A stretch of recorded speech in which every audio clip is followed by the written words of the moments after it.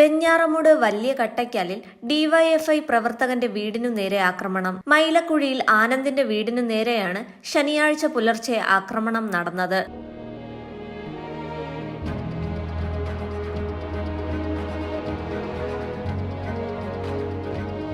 BJP. പ്രവർത്തകരാണ് ആക്രമണത്തിന് പിന്നിലെന്ന് ഡിവൈഎഫ്ഐ ആരോപിച്ചു.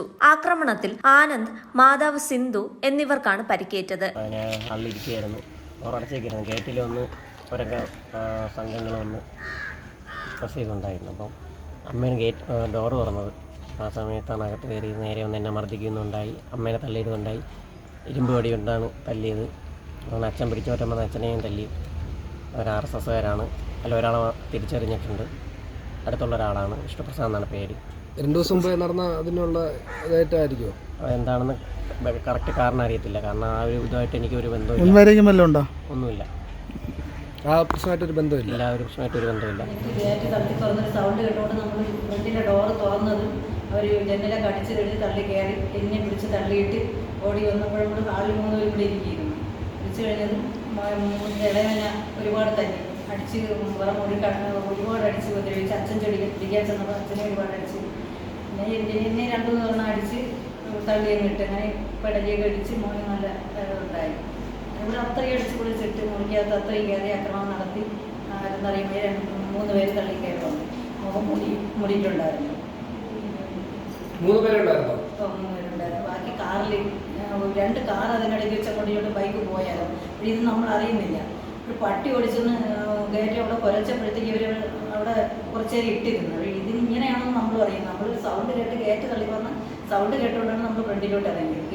കതവ് തുറന്നത് തള്ളി അകത്ത് കയറി. അപ്പോൾ ഞാനാണ് ഡോർ തുറന്നത്. അപ്പോൾ ഫസ്റ്റിൽ എന്നെയാണ് തള്ളിഞ്ഞോട്ട് നീക്കിയിട്ടാണ് ഓടി കയറി വന്നപ്പോൾ മോൻ ഇങ്ങനെ ഇരിക്കുകയായിരുന്നു. അവനെയാണ് ആദ്യമായിട്ട് അടിച്ചത്. അടിച്ചപ്പോൾ അച്ഛൻ പിടിച്ചാൽ ചെന്നപ്പോൾ അച്ഛനെ നല്ലോണം അടിച്ച് അതെല്ലാവരും അടിച്ച് വീട്ടിനകത്ത് കയറി അതിനകത്ത് കയറി അടിച്ച് പൊട്ടിച്ച് ഓടി കയറി മുറിക്കകത്തിട്ട് അടിച്ച് ഇവിടെ എല്ലാം തട്ടി അടിച്ചു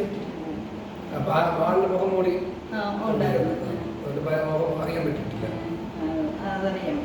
കഴിഞ്ഞ ദിവസം നവകേരള സദസ്സിന്റെ ഭാഗമായി CPM പ്രവർത്തകർ BJP പ്രവർത്തകനെ മർദ്ദിച്ചിരുന്നു. അതിന് പിന്നാലെയാണ് ഇന്നലെ രാത്രി ഡിവൈഎഫ്ഐ പ്രവർത്തകന്റെ വീട് ആക്രമിച്ചത്. സമാധാനമായി പോകുന്ന പ്രദേശമാണിവിടെ. ക്രമസമാധാനം തകർക്കാനാണ് BJP ശ്രമിക്കുന്നതെന്ന് CPM ബ്രാഞ്ച് സെക്രട്ടറി അനൂപ് പറഞ്ഞു. വളരെ സമാധാന അന്തരീക്ഷമായി നിൽക്കുന്ന ഒരു പ്രദേശമായിരുന്നു.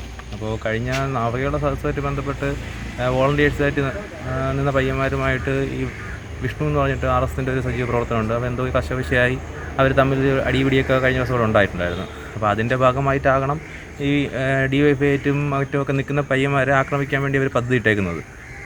ഈ അനന്തു എന്ന് പറയുന്ന പയ്യൻ ഡിവൈഎഫ്ഐയുടെ പ്രവർത്തകനാണ്.